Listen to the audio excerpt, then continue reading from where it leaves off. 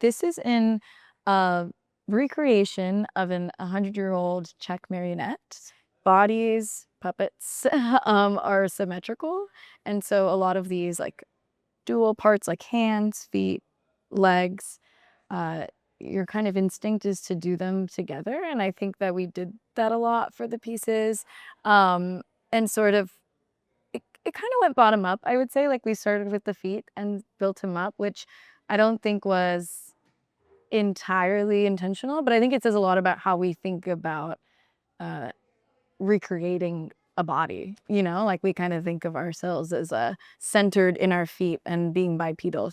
In the process of making it, I started seeing him as this sort of co-creator in something I was working with versus an object I was working on.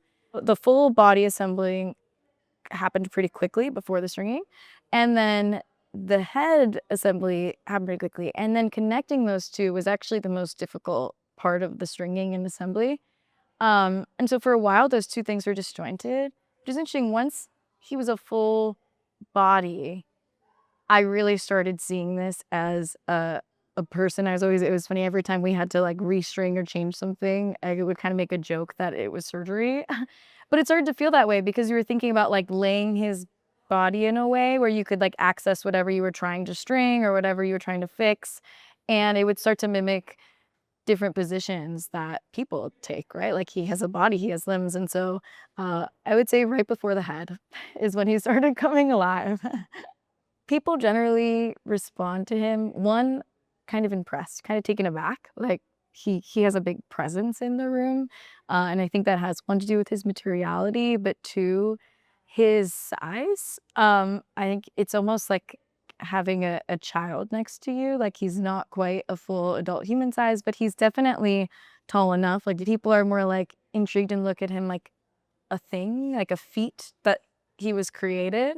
But when he walks, I've actually seen, like, children interact with it and, feel a bit scared because I think that comes from him looking almost too alive and too animated, like he's, like, actually this person who's, like, following you or, like, coming towards you, and I think that's really interesting because all the only difference between right now when he's static and that moment where people might respond to him with fear or, like, hesitancy is just, you know, moving a stick up and down slightly, but it really changes the way that people respond to him.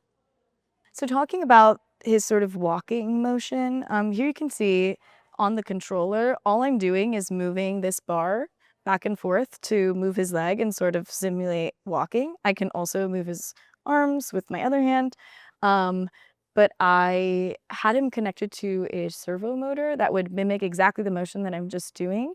Um, but instead of having my hand do it, the motor was doing it.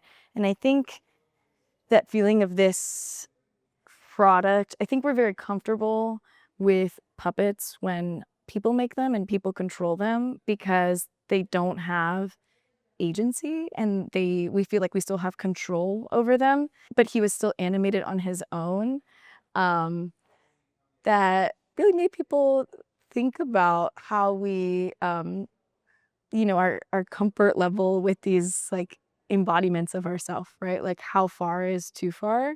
And, um, are we only comfortable with these things as a thought experiment and not as something that has a life of its own? And the servo motor kind of really mimicked that. Like, what if he was, again, like, he's 3D printed, that's already really involving machine.